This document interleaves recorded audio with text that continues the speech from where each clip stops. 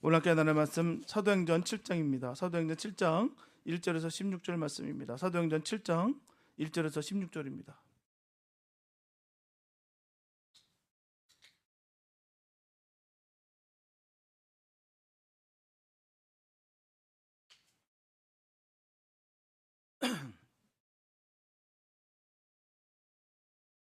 사도행전 7장 1절에서 16절 말씀입니다. 주님의 그 말씀 우리 한 목소리 함께 합독하시겠습니다. 시작. 대제사장이 이르되 이것이 사실이냐? 스데반이 이르되 여러분 부형들이여 들으소서. 우리 조상 아브라함이 하란에 있기 전 메소포타미아에 있을 때에 영광의 하나님이 그에게 보여 이르시되 내 고향과 친척을 떠나 내가 네게 보일 땅으로 가라 하시니 아브라함이 갈대아 사람의 땅을 떠나 하란에 거하다가 그의 아버지가 죽음에 하나님이 그를 거기서 너희 지금 사는 이 땅으로 옮기셨느니라. 그러나 여기서 발 붙일 만한 땅도 유업으로 주지 아니하시고 다만 이 땅을 아직 자식도 없는 그와 그의 후손에게 소유로 주신다고 약속하셨으며 하나님이 또 이같이 말씀하시되 그 후손이 다른 땅에서 나그네가 되리니 그 땅 사람들이 종으로 삼아 400년 동안을 괴롭게 하리라 하시고 또 이르시되 종 삼는 나라를 내가 심판하리니 그 후에 그들이 나와서 이곳에서 나를 섬기리라 하시고 할례 언약을 아브라함에게 주셨더니 그가 이삭을 낳아 여드레 만에 할례를 행하고 이삭이 야곱을 야곱이 우리 12조상을 낳으리라. 여러 조상이 요셉을 시기하여 애굽에 팔았더니 하나님이 그와 함께 계셔 그 모든 환난에서 건져내사 애굽 왕 바로 앞에서 은총과 지혜를 주심에 바로가 그를 애굽과 자기 온 집의 통치자로 세웠느니라. 그때 애굽과 가나안 온 땅에 흉년이 들어 큰 환난이 있을 때 우리 조상들이 양식이 없는지라 야곱이 애굽에 곡식 있다는 말을 듣고 먼저 우리 조상들을 보내고 또 재차 보내매 요셉이 자기 형제들에게 알려지게 되고 또 요셉의 친족이 바로에게 드러나게 되느라. 요셉이 사람을 보내어 그의 아버지 야곱과 온 친족 75사람을 청하였더니 야곱이 애굽으로 내려가 자기와 우리 조상들이 거기서 죽고 세겜으로 옮겨져 아브라함이 세겜 하몰의 자손에게서 은으로 값주고 산 무덤에 장사되니라. 아멘.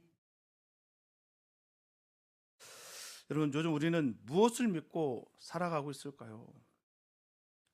뉴스를 보면요, 하루가 멀다 하게 정말 불확실한 이야기들이 쏟아지고 있습니다.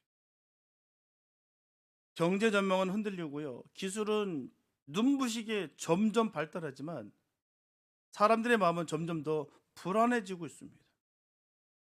사람들은 말하고 있죠. 그래도 눈에 보이는 게 있어야 믿지. 그냥 어떻게 믿어? 확실한 증거가 있어야 움직이지. 어떻게 함부로 움직여? 그래서 우리는 점점 계산할 수 있는 것, 보장된 것, 손에 잡히는 것만을 믿으려 합니다. 근데 아이러니하게도 우리가 가장 중요하다고 여기는 사랑, 신뢰, 약속, 그리고 믿음은 눈에 보이지 않습니다. 그럼에도 불구하고 우리는 그것 없이는 하루도 제대로 살아갈 수가 없어요. 성경이 말하는 믿음은 더더욱 그렇습니다. 성경의 믿음은 안전할 때만 선택하는 옵션이 아니라 아무것도 보장되지 않는 자리에서 하나님을 신뢰하는 결단입니다. 오늘 보면 사도행전 7장에서 스데반은 이스라엘의 역사를 길게 돌아보며 한 사람 이름을 가장 먼저 꺼냅니다. 그가 바로 아브라함이에요. 그는 정착된 삶을 떠나서 목적지도 모른 채 그냥 하나님의 말씀 그 하나만 붙들고서 길을 나섰던 인물입니다. 오늘 우리는 그 아브라함의 이야기 그리고 스데반이 말한 그 진정한 믿음이 무엇인지 함께 살펴보려 합니다.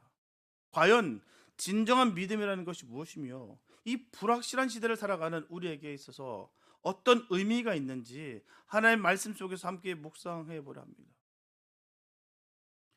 믿음은 하나예요. 하나님도 하나요. 세례도 하나입니다. 그러므로 믿음을 사는 사람들은 그리스도 안에서 하나가 되어야 돼요. 그러나 믿는 사람 개개인의 믿음은 다양하고도 다채롭습니다. 제각각이에요.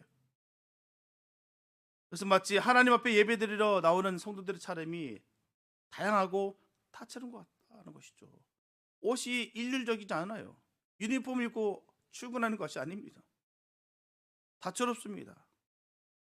믿는 사람은 그리스도 안에서 하나가 되어야 된다고 해서 장례식에 가는 것처럼 복장을 똑같이 통일시킬 필요는 없다는 것입니다. 예배를 드릴 때 성도들은 복장이 깨끗하고 단정한 점이 있어서는 통일이 되게 하더라도요, 모양이나 색깔에 있어서는 각각 자기 좋은 대로 차려 입으면 됩니다. 자기가 좋아하는 평소에 원하는 색깔, 요즘 뭐 얼굴 톤 색깔에 맞춰서 요즘 뭐 옷을 막 차려입더라고요. 그거 막 쫙 펼쳐서, 그런 전문가들도 있습니다. 여러 가지 컬러를 매치해서 얼굴 톤에 맞춰서. 마찬가지예요. 어떤 사람은 화려하게 입어도 얼굴이 빛이 나는 사람이 있는데, 화려하게 입으니까 얼굴이 더 시커멓고 더 어글리하게 생긴 사람들이 있어요. 예. 맞는 옷이 있다는 것이죠. 그렇게 맞는 옷, 맞는 톤 색깔에 맞춰서 그렇게 옷을 입는 거예요. 내가 원한다고 해서, 내가 좋아 보인다고 해서 된 것이 아니라 내가 만든 옷을, 내가 만든 톤 색깔을 맞춰서 살아가는 것이죠.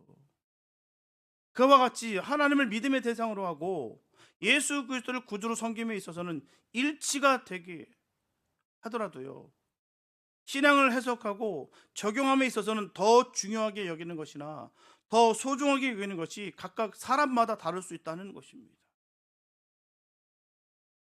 성도 개개인의 신앙은 마치 보석이 가득 든 자루에서 보석을 꺼내어서 각각 자기 좋은 대로 목걸이를 만드는 것과 같다라고 할 수가 있는 거예요. 어떤 사람은 길게, 어떤 사람은 짧게, 어떤 사람은 붉은 보석으로, 어떤 사람은 진주만으로 목걸이를 만듭니다. 다 보석이에요. 다 좋고 다 진귀한 것입니다.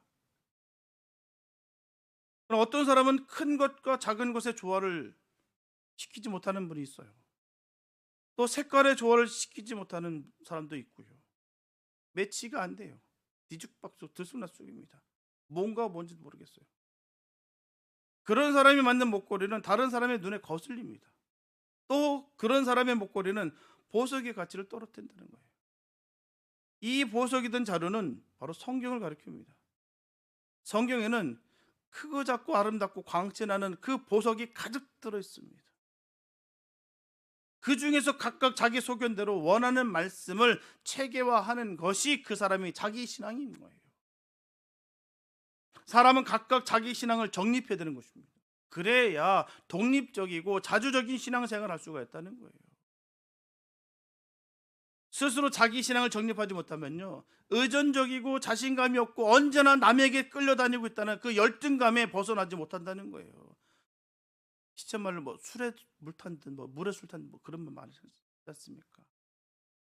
이것도 저것도 아니고 그냥 늘 이렇게 왔다 갔다 끌려다니는 인생, 눈치 보면서 뭐가 맞는지도 모르고 뭐가 옳은지도 모르고 뭐가 주님이 기뻐하는지도 모르고 그냥 열심히만 하면 다 되는 줄 알고 그렇게 막연하게 그냥 무지하게 그렇게 신앙생활 하게 되면 분명 문제가 발생된다는 거예요.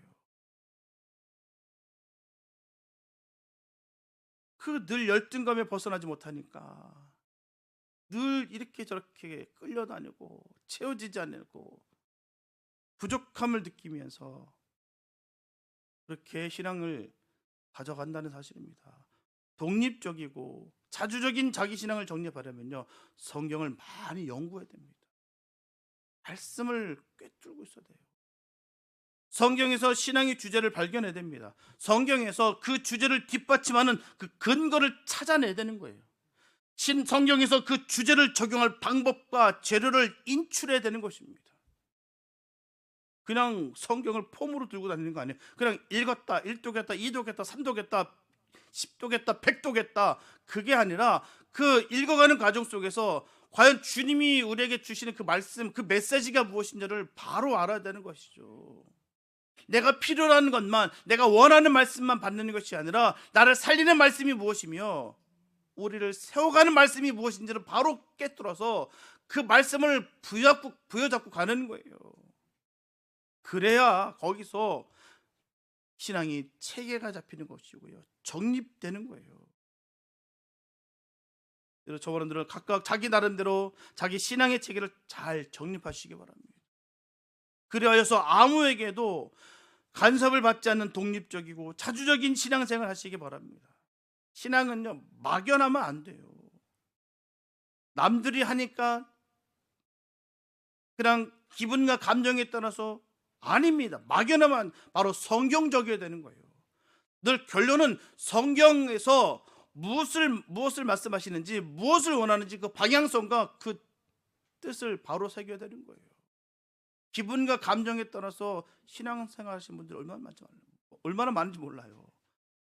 그러다 보니까 궁색한 거고요, 그 말하는 게 하나하나 다 포장하고 위장하려다 보니까 사람이 치졸하게 되는 거예요.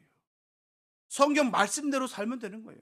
성경이 원하는 바로, 주님께서 원하는 바로 그렇게 신앙생활 하는 거예요.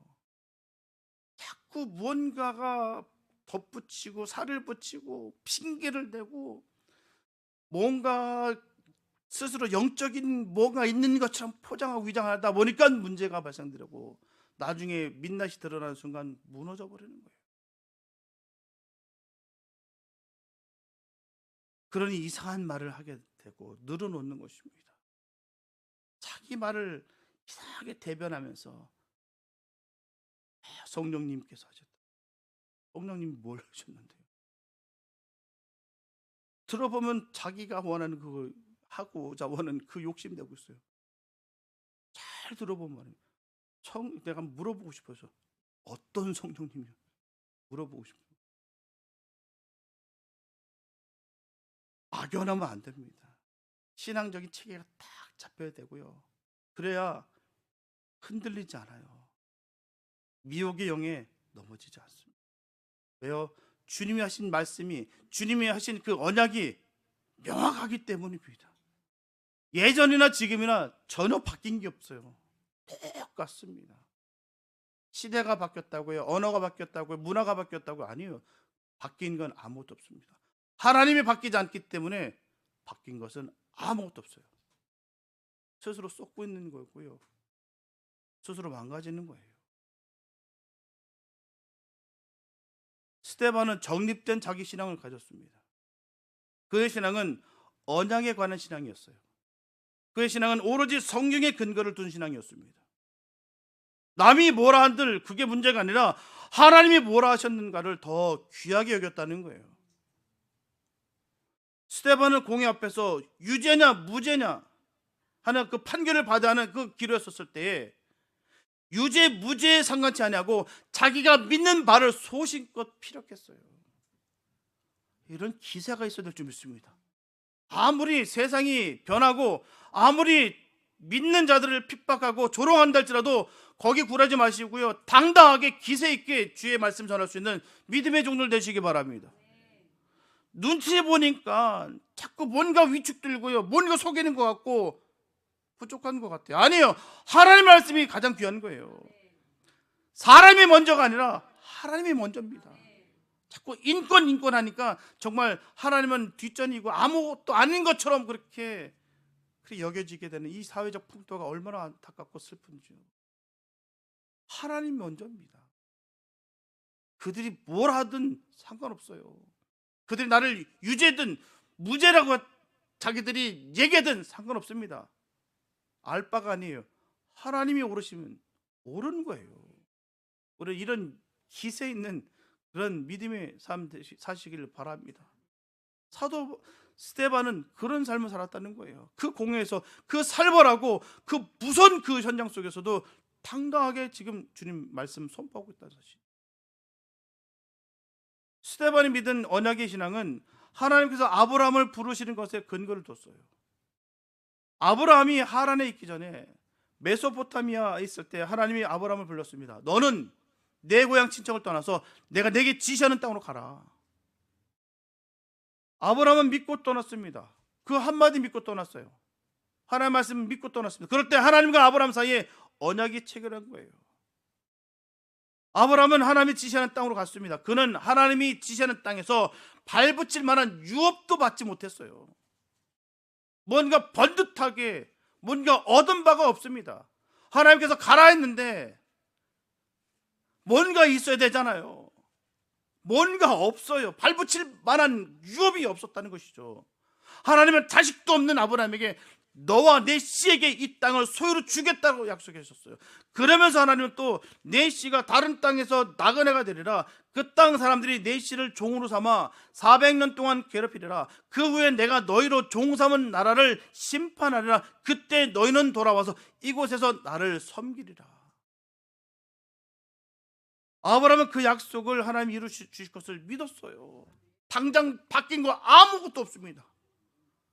근데 그 말씀을 믿었다는 것이죠.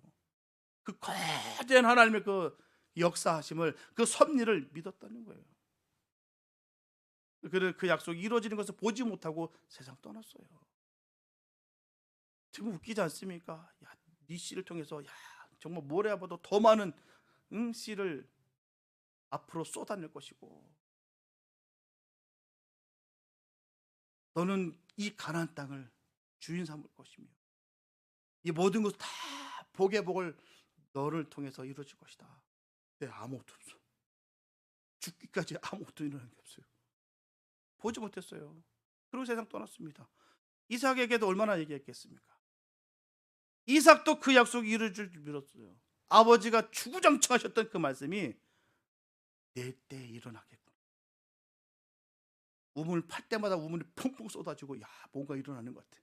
근데 그도 그 약속이 이루어지는 것을 보지 못하고 세상 떠났습니다. 야곱 마찬가지. 야곱도 아버지 이삭에게 주구장창 듣지 않았겠습니까? 그 약속이 이루어질 줄 믿고서 애굽으로 내려갔어요. 그러나 그는 그 약속이 이루어지는 것을 보지도 못하고 세상 떠났습니다. 요셉도 그 약속이 이루어질 줄 믿었어요. 그 증거는 그가 이 세상을 떠날 때 자기 유고를 가나안 땅에 묻어달라고 유언한 것을 봐서 알 수가 있습니다. 마침내 하나님이 아브라함에게 약속한 약속을 이룰 때가 되었어요. 모세가 나서 이스라엘 백성을 약속의 땅으로 인도했습니다. 모세가 나기까지 수백 년이 흘렀어요. 수많은 시간이 흘렀습니다. 그 약속을 받아서 곧 이루어질 것 같은데, 내가 봤는데, 환상도 보고 확신도 받았는데 이루어지는 게 없어. 그런 가운데 모세가 났습니다. 그래서 약속의 땅으로 이스라엘 백성들을 인도했어요. 스데반의 하나님의 언약에 대해 발견한 것은 하나님의 언약은 연대적인 것이었다.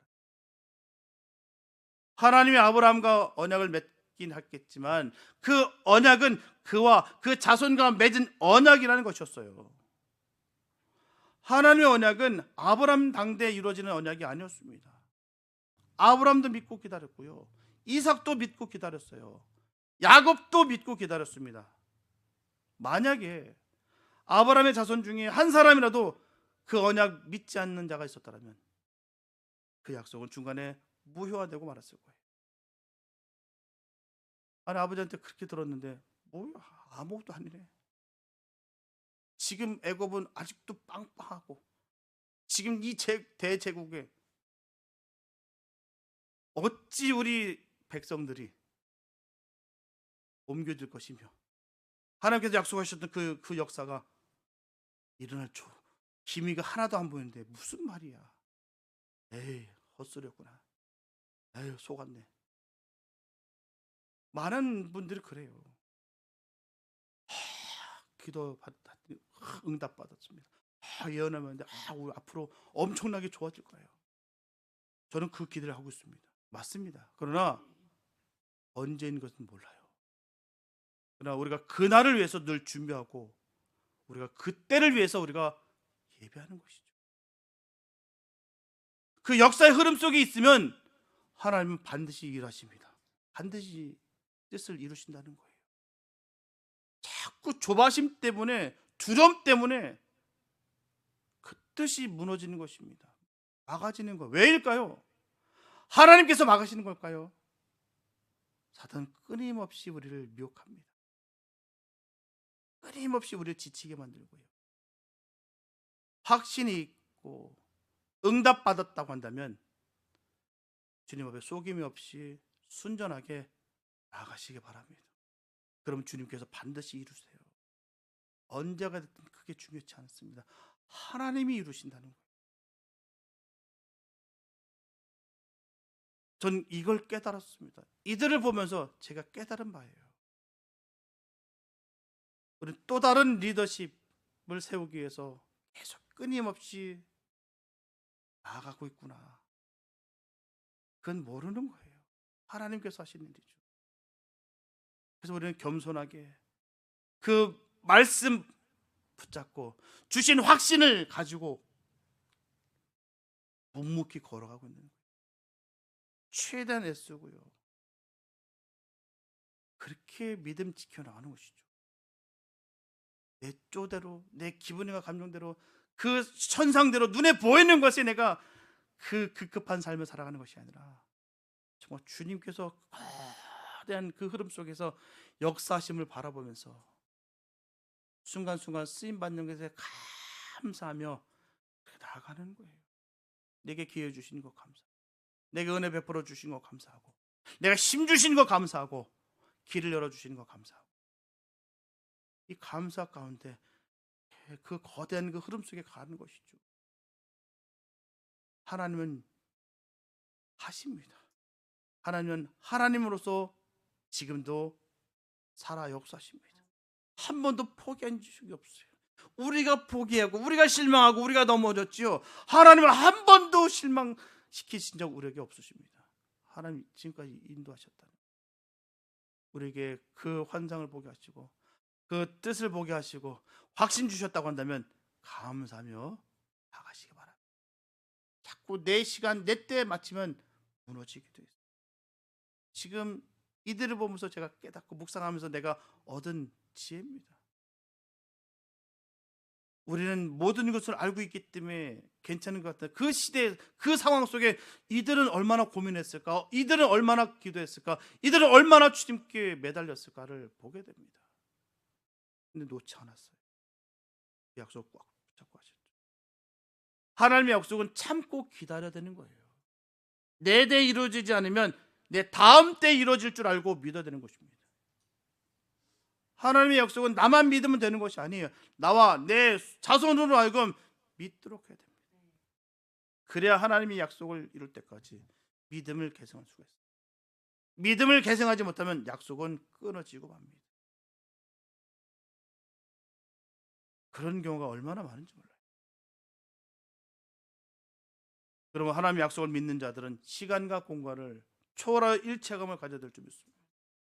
하나님이 나와 맺은 약속이 따로 있고 너와 맺은 약속이 따로 있는 것이 아니에요. 하나님의 약속은 하나입니다. 애굽으로 내려갈 때 다 같이 내려가고요. 가나안 땅으로 들어갈 때도 다 같이 들어가야 되는 거예요. 하나님의 약속을 믿는 자들이 하나가 되지 아니하면 하나님의 약속을 지연시키고 취소시키는 결과를 초래하게 되는 것입니다. 가데스 바네아에서 12 정탐꾼들이 마음이 하나가 되어서 하나님의 약속을 믿고 가나안 땅으로 들어가기로 했다고 한다면 광야 생활 38년 동안을 허송하지 않았을 거예요. 메뚜기가 어쩌고 저쩌고 그거 말고, 그 땅이 기름지고 뭐고 말고, 하나님이 들어가라고 우리에게 명령하셨으니까 우리는 간다 라고 했으면 그들은 다 들어갔을 거예요. 거기서 메뚜기가 왜 나오며 기름지고 그 땅이 충족하더라. 그러나 그들은 거인이었다. 우리는 아무것도 아니다. 이 말이 왜 나오냐라는 것이죠. 그렇기 때문에 그런 허송생활을 보냈다는 것입니다. 38년 동안. 하나님께서 그 길들 이루고 계시는데 우리가 자꾸 제자고 절제하고 자꾸 무너뜨려. 우리 처지를 보니까 한없이 부족하고 빈약해 보이고 초라해 보이고 그러면 끝장입니다. 우리도 믿음 생활에서 마찬가지예요. 내 스스로 초라하다 느끼다, 내 주변이 초라하다 느끼다, 비참한 거예요. 똑같은 거예요. 열 정탐꾼이 한 얘기가 그거 아닙니까? 초라해 보인다. 우리가 이 나이에 이 부족함에 어떻게 할 수 있겠어? 지금 시간이 촌가격인데 이게 어떻게 하면 좋겠어? 뭐가 달라요? 그럼 믿음이 끊어지는 거예요. 이스라엘 백성들을 보십시오. 가나안 땅에 들어간 후에 하나님이 그렇게도 경계하시는 우상과 사신을 섬기지 않았더라면 나라가 망하지 않을 거예요. 근데 망했어요. 성전이 파괴되고요. 언약의 취소를 경험하지 않았겠습니까? 지금도 마찬가지예요. 이것을 하나님 우리에게 이루어 주시기로 약속한 언약이라고 생각되는 것이 있을 때 다 같이 믿고 순종하면 그 약속의 성취를 단축시킬 것이요. 한 사람이라도 믿지 않고 불순종하면 그 약속은 취소되고 마는 거예요. 하나님의 약속은 다 같이 믿고 다 같이 지키면 다 같이 살고 다 같이 복을 받고요. 한 사람이라도 믿지 않고 불순종하면 다 같이 불행하고 다 같이 죽음이 이릅니다. 하나님의 약속은 나만 살고 나만 복받는 예외는 없어요. 함께 하나님 한 분이시고요. 세례도 하나, 믿음도 하나입니다. 우리는 이런 사실을 꼭 잊지 마시기 바랍니다. 담대하게 나가시기 바랍니다. 하나님의 사람들이 함께 해야 되는 것이죠. 스스로 초라하다 느끼는 순간, 부족하다, 나를 믿는 순간 무너지게 됐어요. 오로지 또 나만 그 순간 넘어지게 됐습니다. 하나님은 그 약속을 믿는 그들과 함께 하시고요. 그 약속을 지키는 자들에게 하나님 그 약속 지키십니다. 그들이 그 우상을 섬기지 않았다, 그 사신을 섬기지 않았더라고 한다, 결국 망하지 않았을 거예요. 성전이 무너지지 않았어요. 우리도 마찬가지입니다. 먼 나라, 저 성경에 나오는 그런 이야기를 여기지 마시기 바랍니다. 지금 우리에게 주시는 하나님의 귀한 말씀들이에요. 과연 나는 어떤가? 나의 믿음과 나의 신앙의 바탕은 지금 어떤가? 잘 새겨두시고 회복될 줄 믿습니다. 지금도 똑같이 역사하시고요, 똑같이 말씀은 적용되고 있다는 사실. 둘째로 스데반은 하나님의 약속은 복합적이라는 것을 깨달았어요. 하나님은 아브라함에게 땅을 주시기로 약속했습니다. 자식을 주시기로 약속했어요. 왕이 나게 하시기로 약속했습니다. 아브라함은 자식을 기다리다가 하갈을 첩으로 들여서 이스마엘을 낳는 실수를 저질렀어요. 광야를 통과한 이스라엘 백성들은 땅에 대한 탐욕을 품은 나머지 가나안 7 족속을 학살한 악을 저질렀어요. 가나안 땅에 들어간 이스라엘 자손들은 왕을 구한 나머지 사울을 왕으로 세우는 실수를 저질렀어요. 이 모든 것은 하나님의 약속에 대한 오해와 착각이 빚은 결과입니다. 하나님이 주시기로 약속한 땅은 영원한 땅이었어요. 세상에서는 나그네로 살다 가게 한 땅이었다는 것이죠.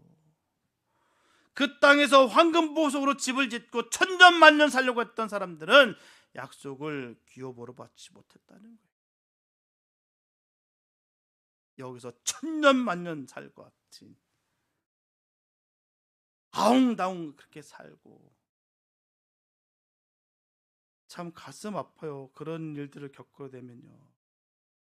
아직도 창창한데, 저분이 아직 주님 나라 가기에는 아직도 젊은데 라는 분들 참 많습니다. 또 삶의 모습 속에서도 보면요, 그 당시에 조금만 더 했으면은 저렇게 아둥바둥 정말 우격다짐으로 할 이유가 없었을 텐데, 이렇게 짧은 삶을 생을 살아가는 가운데 왜 그렇게 그토록 그와 같이 뭐 이런 생각들을 갖게 됩니다. 마찬가지예요. 이 땅에 욕심 갖는 거랑 다를 바가 없습니다. 우리도 마찬가지예요. 천년 만년 살 것 같은데 아닙니다. 주님 부르시면 언제라도 가야 되는 인생이에요. 이 땅에서 자꾸 근데 천년 만년 살려고 했던 사람들을 그 약속의 유업을 받지 못한다는 것이, 이 땅에서부터 그렇게 하나님이 아브라함에게 주시기로 약속한 자손은 믿음의 자손이었어요. 그것을 모르고 육신의 자손을 많이 나게 하는 것이 하나님의 약속이라고 착각한 사람들은 아내를 둘셋 두어서 자식을 20명, 30명 낳아서 윤리와 도덕을 땅에 떨어지게 한다는 거예요. 자꾸 육적인 자식만 생각하는지요. 다르다는 것입니다. 영적인 자식들을 풍성하게 길러내는 것이 얼마나 귀한데.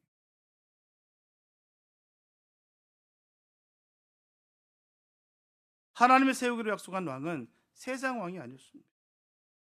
그래서 영원한 나라의 왕 메시아였어요. 이것을 오해한 사람들은 서로 왕이 되려고 피 흘리는 싸움을 했습니다. 그런 와중에도 하나님의 약속을 바로 깨달은 믿음의 조상들이 있었죠. 그들은 세상을 나그네로 살았고요, 믿는 사람이 많아지는 것을 기뻐하였고요, 메시아가 왕으로 오실 것을 바라봤어요. 이런 믿음이 있길 바랍니다. 아브라함이 그랬고요, 모세가 그랬다는 거예요. 모세는 이스라엘 자손을 대하여 하나님이 너희 중에 나와 같은 선자를 세우시리라 라고 증거했습니다. 그러면 하나님의 약속은 다 이루어졌을까요? 이스라엘 민족이 가나안 땅에 들어감으로 말미암아 다 성취됐을까요? 아직도 이루어지고 있는 중에 있어요. 그 땅은 예수님이 하늘나라로 가셔서 예배하고 있습니다. 그 자손은 지금도 세계 만방에서 구원을 얻고 있어요. 그 왕은 세상에 오셨다가 승천하셔서 다시 오시기로 약속했습니다. 지금 우리는 하나님의 아브라함과 맺은 언약의 서열 중에 서 있는 한 사람 한 사람이에요. 우리는 우리가 포함된 언약의 내용을 바로 이해해야 될 줄 믿습니다. 이 언약에는 모든 것이 다 포함되어 있어요. 땅의 것과 하늘의 것이 포함되어 있고요, 일시적인 것과 영원한 것이 다 포함되어 있습니다. 땅의 것은 하늘의 것의 그림자예요. 일시적인 것은 영원한 것의 그림자입니다. 육적인 것은 영적인 것의 그림자예요. 그림자를 보고 약속의 전부인 것처럼 오해서는 안 됩니다. 눈에 보이는 것이 다가 아니에요. 크기와 숫자가 다가 아닙니다. 장수는 영생의 그림자예요. 물질의 부여는 믿음의 부여의 그림자입니다. 육신의 자손은 믿음의 자손의 그림자예요. 세상에서 받는 영광은 하늘나라에서 받는 영광의 그림자입니다. 그림자예요. 결국 그림자만 탐내서는 안 됩니다. 그림자 뒤에는 완전한 약속을 바라봐야 될 줄 믿습니다. 영원한 약속의 전부를 봐야 되는 거예요. 때가 되어서 하나님의 언약이 이루어졌을 때 영원한 나라에서 모든 구원 얻은 백성들과 함께 영광의 왕 메시아를 찬양하는 언약의 성취에 동참하는 복 있는 저버는 되시길 예수 이름으로 축복합니다.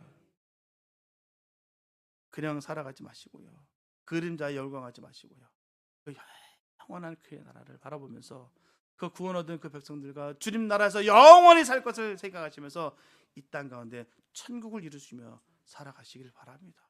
이게 축복이에요. 주님의 나라 바라보면서 지금 이 땅 가운데서도 주님과 동행하면서 정말 찬양해도 기쁘고, 말씀을 읽어도 기쁘고, 기도해도 기쁘고, 예배드려도 기쁘고, 이게 바로 은혜입니다. 그 은혜가 임하기를 바랍니다. 은총이 임하시길 축복합니다. 그래서 주님께서 주신 그 은혜를 마음껏 충만하게 느끼는 복 있는 저버름 되시기 예수 이름으로 축복합니다. 셋째로 스데반이 하나님의 언약에 대해서 발견한 것은 언약의 증거에 관한 것이었어요. 하나님은 아브라함에게 할례를 행하라고 했어요. 하나님은 모세에게 언약궤를 주셨습니다. 하나님은 솔로몬 왕에게 성전을 지으라고 했어요. 이것들은 하나님의 언약의 증거의 표시들입니다. 나라의 국기와 같은 것이죠. 학교와 회사의 마크와 같은 거예요. 할례를 받으면 언약의 자녀가 되었다는 말입니다.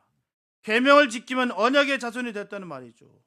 제사를 드리면 언약의 백성이 됐다는 말입니다. 그런데 이 언약의 증거를 오해하고 오용하는 일이 너무나도 많다는 것입니다. 할례를 받아야 구원 얻고 할례를 받지 않으면 구원 얻지 못한다는 사람들이 생겼어요. 법궤를 메고 나가면 전쟁이 이기고 법궤를 메고 나가지 않으면 전쟁이 진다고 생각하는 사람들이 생겼습니다.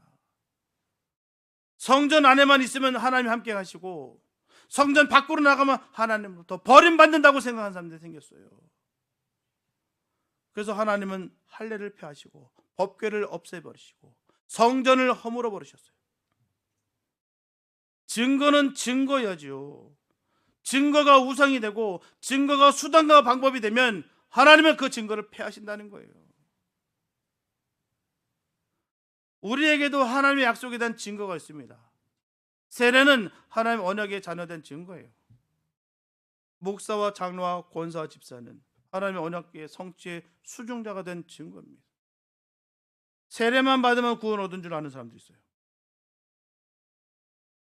집사와 교사와 장로만 되면 복 위에 복을 받고 명예 위에 명예를 얻은 줄 아는 사람도 있습니다. 세례가 구원의 도구가 되고 집사나 장로나 목사가 우상이 되면 하나님은 그런 사람의 세례나 직분은 폐하십니다. 언약의 증거를 소중히 여기시기 바랍니다. 언약의 증거를 합당하게 사용하시기 바랍니다. 증거는 표식만 아니에요. 태극기를 가슴에 단 선수는요, 한국의 명예를 위해 싸우죠. 성조기를 가슴에 단 선수는 미국의 명예를 위해 싸웁니다. 그와 같이 언약의 증거를 가슴에 붙인 사람은 언약의 성취를 위해서 힘쓰고 노력해야 됩니다. 세례교회는 세례교인답게 살아야 되죠. 목사와 장로와 집사, 교사는 사명에 충성해야 됩니다. 세례교인으로서 교인의 의무를 행하지 않는 사람, 집사로서 충성하지 않는 사람, 장로로서 장로직을 감당하지 않는 사람, 그 이름과 그 직위를 하나님이 다 빼앗긴다는 거예요. 하나님의 약속을 믿는 사람 되시기 바랍니다. 하나님의 약속을 참고 기다리는 사람 되시기 바랍니다. 하나님의 약속을 전파하는 사람 되시기 바랍니다. 하나님의 약속을 성취하는 사람 되시기 바랍니다. 주님 다시 세상에 오셔서 아브라함과 맺은 약속을 이루실 때에 영원한 나라에 들어가 구원 얻은 성도들과 영원히 만왕의 왕 예수 그리스도를 찬양하는 대열에서는 복 있는 성도들 되시기 바랍니다. 그냥 믿음 생활하지 마시고요, 정말 감동과 감격이 우리에게 있어야 될 줄 믿습니다. 구원 얻은 감격이 있어야 돼요. 자꾸 눈에 보이는 것에 자꾸 급급하다 보면요, 구원 얻은 것에, 영원한 생명 받은 것에 감사가 사라져요. 감사가 사라지면요, 신앙이 무너지게 되어 있습니다. 남 탓할 이유 없어요. 환경 탓, 상황 탓 하지 마시기 바랍니다. 궁색한 변명일 뿐이에요. 아무리 멋지게 얘기해도 궁색한 변명일 뿐입니다. 하나님의 은혜와 하나님의 그 영이 임하게 되면요, 모든 것이 다 기쁨이고 할렐루야입니다. 자꾸 뭔가 삐뚤어지고 뭔가 꺾이고 뭔가 틀어진 거는요, 자꾸 우리가 다른 곳에 시선을 돌렸었기 때문에 주님께 시선을 맞추면요, 절대 삐뚤어질 일 없습니다. 은혜가 임하는 거예요. 눈만 감아도 주님이 보이고요, 십자가만 봐도 그 십자가의 피가 뚝뚝 떨어지는 게 보입니다. 주님의 말씀이 들려질 때마다 그 회복과 은혜가 임하고요, 이거는요, 내가 주님 앞에 사생결단으로 주님 앞에 나아가야 되는 거예요. 그렇지 않으면 이 모든 언약은 무너지게 되어 있습니다. 내가 언약을 깨진 것이지 주님이 깨신 적이 없어요. 내가 게을렀고 내가 자만했고 내가 교만했고 내가 악했기 때문에 그 관계가 무너지신 것이죠. 하나님은 여전히 하나님으로서 그 자리에 지키시고요, 고개만 돌려도 우리 앞으로 달려오시기만 합니다. 그게 하나님 아버지의 마음이에요. 여러분, 스데반의 믿음이 필요합니다. 때로는 우리의 삶이 아브라함처럼 갈 바를 알지 못하는 낯선 길에 있는 것 같을 때가 있어요. 때로는 요셉처럼 억울한 오해를 받거나 감당하기 힘든 그 고난의 구덩이에 빠진 것 같을 때도 있습니다. 그러나 스데반의 눈이 머문 곳을 보시기 바랍니다. 그는 고난의 역사를 실패로 보지 않았어요. 그래서 그 역사 속에 흐르는 그 하나님의 섭리를 봤습니다. 그 거대한 하나님 그 영적인 줄기를, 그 흐름을 봤다는 것이죠. 우리가 처한 환경이 비록 척박한 광야, 답답한 감옥 같을지라도 하나님은 그곳에 우리와 함께 계십니다. 이것이 스데반에 붙들었던 믿음의 핵심이에요. 환경을 탓하거나 눈앞의 현실 때문에 결코 낙심하지 마시기 바랍니다. 스데반은 율법과 성전이라는 좁은 틀에 갇혀 계신 하나님이 아니라 바로 온 우주를 다스리시며 우리의 삶의 가장 낮은 곳까지 찾아오시는 영광의 하나님을 바라봤다는 거예요. 이제 우리도 믿음의 눈을 들어서 하나님을 바라보시기 바랍니다. 아브라함을 부르신 그 하나님이 저와 여러분들을 부르십니다. 요셉과 함께 하신 그 하나님이 지금 저와 여러분들과 함께 하십니다. 여러분, 내가 서 있는 그곳이 바로 하나님이 역사하시는 현장임을 꼭 기억하시기 바랍니다. 상황에 매이지 않고 언제 어디서나 나와 동행하시는 그 임마누엘 하나님을 신뢰하시면서 담대히 나가는 복 있는 저와 여러분들 다 되시기를 예수님 이름으로 축원합니다. 기도합니다.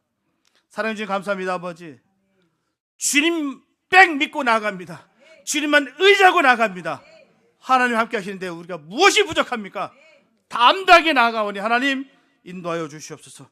이 영적인 이 담을 뚫게 하여 주시고 아버지, 주님께서 주신 능력으로 이기는 복 있는 삶 되게 축복하여 주시옵소서. 우리에게 약속하신 것이 있습니다. 우리에게 보여준 환상이 있습니다. 반드시 될 줄로 믿습니다.